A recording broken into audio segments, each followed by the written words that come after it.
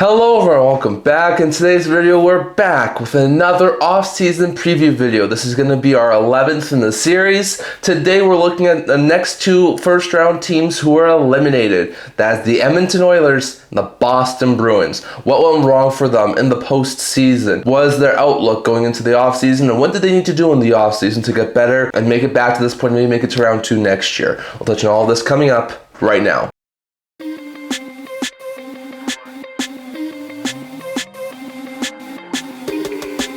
Hello everyone, welcome back to the video here at the End-to-End Hockey channel. Now once again, if you haven't already, leave a like, comment, subscribe, tell all your friends the best hockey content on YouTube is right here at the End-to-End Hockey channel. We're trying to hit 750 subscribers, so if you haven't already, hit that subscribe button and let your guys' thoughts down in the comment section below. Also, don't forget to stay tuned for my live stream on Friday at 6 p.m. Mountain Time for Game 5 of the Hurricanes and Habs series. I might have already done it after this video hit YouTube, but either way, very interesting live stream is going to be coming up in the very near future. And also, don't forget to stay tuned for more videos coming out in the very near future. Now, in today's video, we do have another off-season preview video, this time looking at the Edmonton Oilers and the Boston Bruins. So we're going to start off, as we usually do, by looking at their stats, their point and goal scoring leaders. 3 reasons I think these two teams got eliminated in round 1. We'll look at their pending UFAs, RFAs, as well as their draft capital, and I'll give you guys 3 reasons I think these two teams can improve in the offseason to get better and make it to the postseason and maybe even make it to round 2 next year. So we're going to start here with the Edmonton Oilers. The Edmonton Oilers had a decent season, but not one like they did the past couple of years. It was definitely a little bit of a downgrade season from the last few years. They had a 41, 30, and 11 record for 93 points. So once again, it's above 500. It was enough for the playoffs. It's just not overly great. Goal scoring wise, they had 282 goals for, 6th in the NHL. Goals against wise, they had 265 goals against, which was 25th in the NHL. Power play wise, they had a 30.6% power play unit, which was 1st in the NHL, and a 77.8% PK unit, which was 20th in the NHL. So once again, very interesting to note there. In the postseason, they had 3.50 goals for per game, which was 3rd in the postseason. They had a 4.33 goals against per game, which was 16th in the postseason. They had 28.6% power play unit, which was 3rd in the postseason, but a 50% penalty kill unit, which was 16th in the postseason. So if you look at this team, offensive stats, both in the regular and postseason, not too shabby. They had the 6th best of offense and the best ranked power play in the regular season and the 3rd best goal scoring and power play in the postseason. So you can't really complain too much about that. You got McDavid and Draisaitl. You're always going to have some really lethal offensive numbers. Defensive wise though, not really good. They had a 25th ranked goals against and a 20th ranked penalty kill in the regular season. So yeah, given those stats, it's a miracle they made the playoffs with how badly their defense was this year. Once again, they had the worst goals against in the postseason and the worst penalty kill in the postseason. So yeah, those defensive stats didn't really help them in that first round series against Anaheim. So you can see why they were bouncing around 1. That defense was awful. When it comes to their goal and point scoring leaders in the regular season, McDavid led the team in points with 138, followed by Draisaitl who had 97 and Bouchard who had 95. McDavid also led the goal scoring department with 48 goals, followed by Draisaitl who had 35 and Hyman who had 31. In the postseason, Draisaitl led the way with the point scoring leaders as he had 10 points in that 6-game series against Anaheim, followed by Bouchard who had 7 and Kapanen, Podkolzin, and McDavid who had 6. So really good to see a Kapanen and Podkolzin. That's a really good stretches here for the Edmonton Oilers.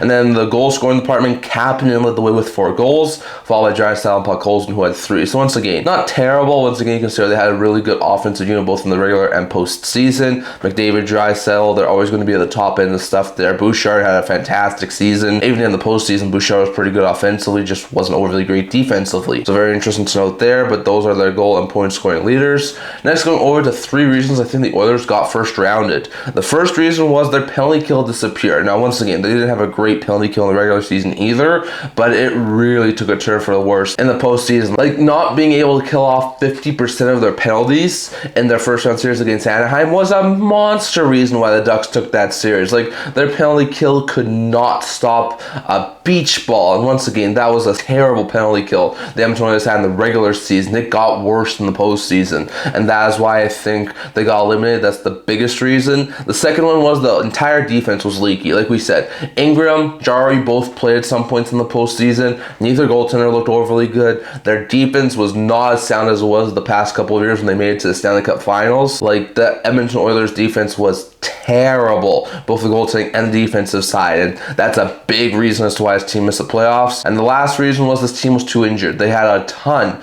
of injury problems. Like, Draisaitl wasn't at 100%, McDavid wasn't at 100%, Hyman wasn't at 100%, and there were a couple of other guys too who were dealing with some pretty bad injuries. Like, I think at one point their three centers, which were I think McDavid, Draisaitl, and Dickinson, were just all banged up. So once again, injuries are a part of the game, but once again they had a slew of them, probably a little bit of a lasting effect from making it to back-to-back Stanley Cup Finals, and that's another reason in my opinion why this Oilers team got first rounded by the Anaheim Ducks. So in my opinion, the penalty kill disappearing, the defense being a no-show, and the team being a little bit injured were the three main reasons in my opinion this Oilers team got eliminated in round one by Anaheim. Next, going over to their current UFAs, RFAs, and their draft capital. Now, first we're going to look at their projected cap. Now, we did do a couple of videos recently with a couple of teams who do have some worse cap problems than the Oilers do, but they're not in a great position either. They have a current projected cap of $89.41 million, which will leave them with about $14.59 million in cap space. So once again, it's not the worst.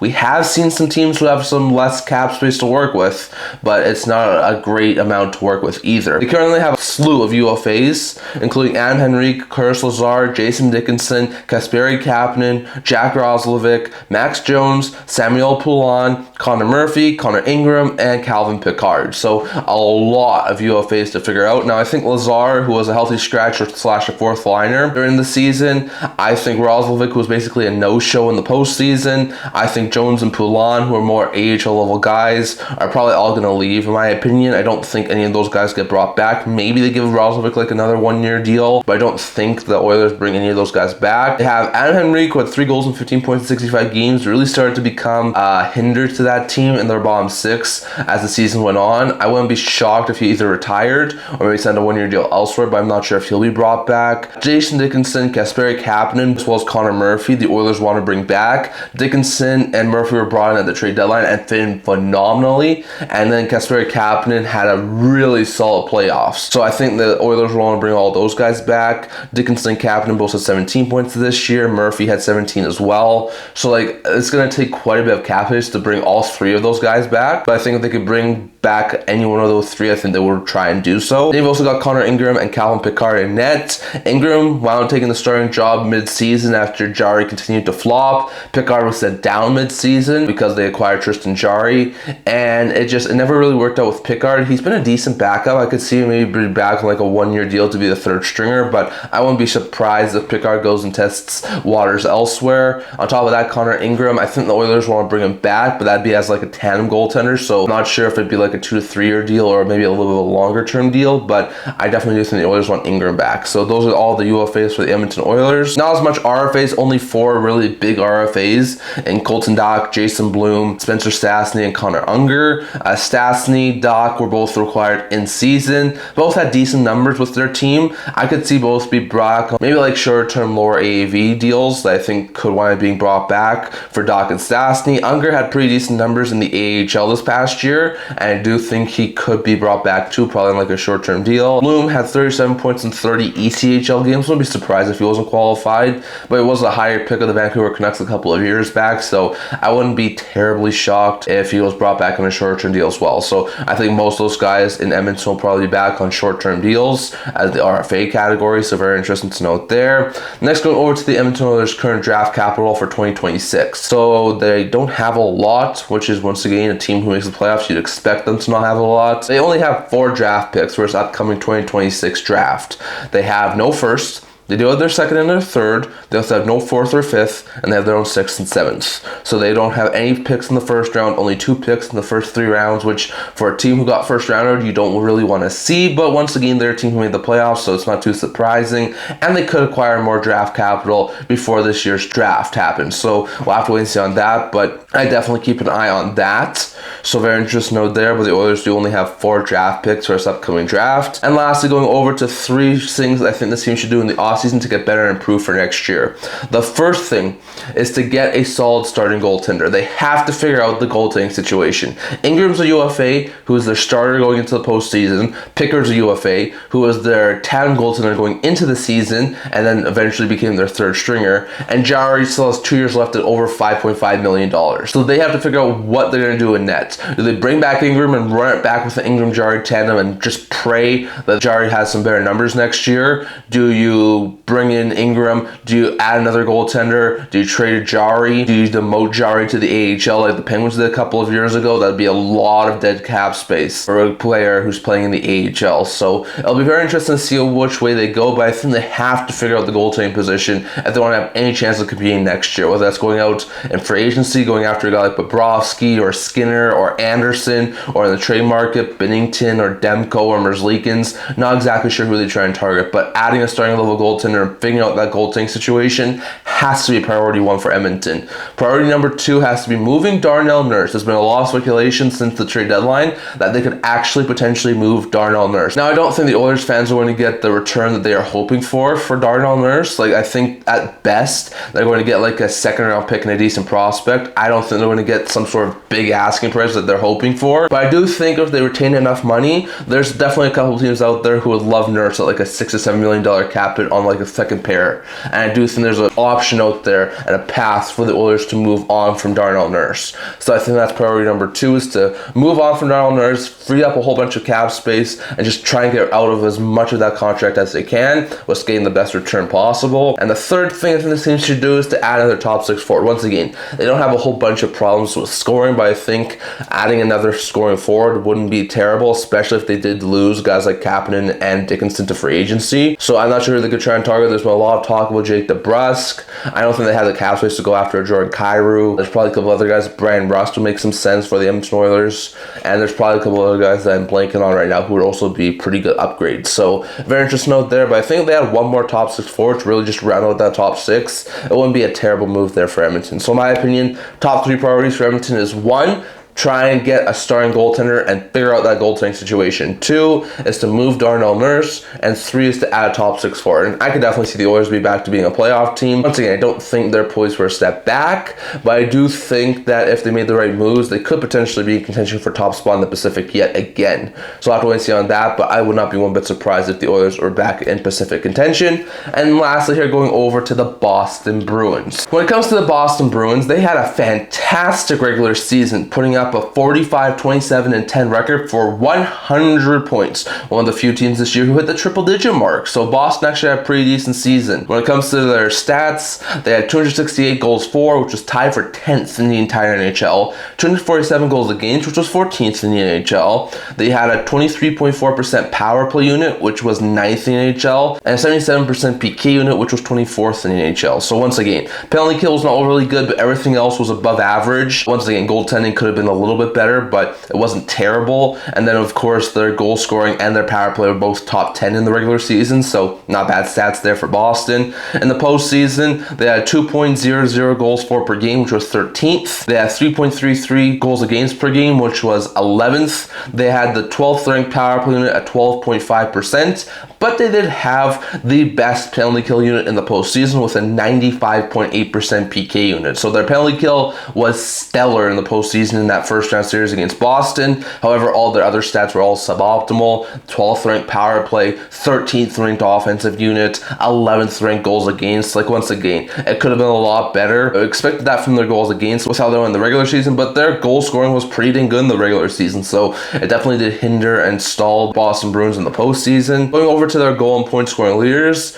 when it comes to their point scoring leaders, you have Pastrnak, who led the team with 100 points, followed by Geekie, who had 68, and Zacha, who had 65. In the goal scoring department, Geekie led the way with 39 goals, followed by Zacha, who had 30, and Pastrnak, who had 29. So once again, not terrible numbers. We've seen a lot worse, and they even had a 100-point player, but like only a couple of guys hit 60 plus points, only 2 guys hit 30 plus goals. Like, you probably want to see at least a little bit more, which is why they were only top 10 team in the goal scoring department and not top 5 or top 3. But still, it was a pretty decent season for Boston goal scoring wise in the regular season. In the postseason, Pastrnak led the way with 7 7 points, followed by Geekie, who had 4, and Zaka, who had 3, and then Pastrnak led the way with 3 goals, followed by Geekie, Arvidsson, and Lindholm, who all had 2. So once again, it could definitely be worse, but like only 4 guys having 2+ goals in that 6-game series against Buffalo, only Pastrnak and Geekie having more than 3 points in that first round series, it tells you a lot. So very interesting to note there, but once again, Boston did have a great offense in that postseason against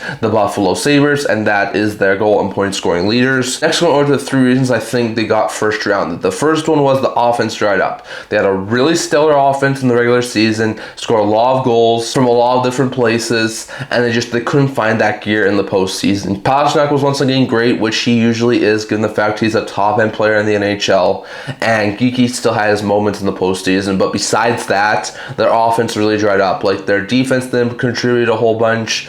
Offensively, their bottom 6, even their second line to some extent, was not overly productive, and I think that's the biggest reason this team got first rounded. Their offense just was not there for the Boston Bruins. Second reason was their power play also took a really big hit. Once again, if you look at their power play stats from the regular to the postseason, they're the 9th best power play unit at 23.4% in the regular season. They have a 12.5% power play unit in the postseason, so that's not really good news there. It's not a recipe for success to go down 11 points on the power play percentage. Once again, they only played 6 games, but still, you see like Dallas and Edmonton and Minnesota all have stellar power plays, and Boston just really didn't have really great power play success in the postseason. So very interesting note there, but that's a big reason that's why Boston Bruins were eliminated in the postseason, because their power play just disappeared. And the third reason was their younger guys, which were pretty successful in the regular season, did not show up in the playoffs. Specifically Minton and Huznadinov, but there were a couple of other younger guys too, Steves. Like, those guys all didn't really produce a whole bunch in the postseason. They were a huge reason for the Bruins' success in the regular season, because all those guys had such good seasons,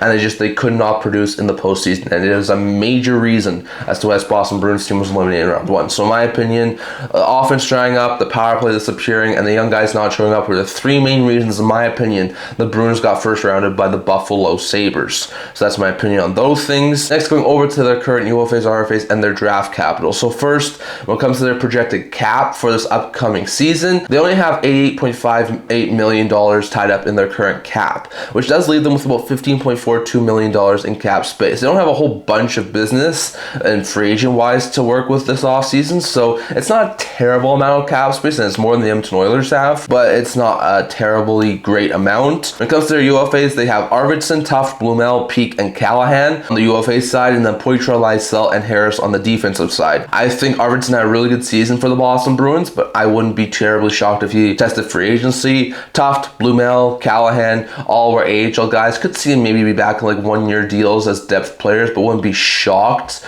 if the Boston Bruins let them walk. And then you got Andrew Peak, who's been mentioned heavily to be wanting a fresh start. I think he probably leaves. So maybe besides 1 or 2 guys, I think there's really like a chance all those UFAs leave for Boston. RFA side, you got Poitras, you got Lysell, and you got Harris. Harris only played 8 games this year with the Boston Bruins. Did suffer some injuries, but was mostly like a 7th defenseman. I think he probably leaves in the free agent market and probably doesn't get qualified. Lysell and Poitras are both first-round picks. You both have pretty decent seasons over in the AHL level, so I expect both those guys to be brought back. Maybe not on like long-term deals, but I definitely do think they'll be signed to like maybe 1, 2, 3-year bridge deals. So very interesting note there, but those are the Bruins pending RFAs for this upcoming offseason. Next, going over to the Bruins' current draft capital for a 2026 draft. So if we look at the Bruins draft capital, it's a lot better than some of the teams we've been looking at recently. They have 7 draft picks for this upcoming draft. They have their own 1st, 2nd, and 3rd. They have their 4th, along with Detroit's and Tampa's 4th. They have no 5th, no 6th, but they also have their own 7th. So they have no 5th and 6th round picks, but they have 3 4th round picks, which for a team who made the playoffs,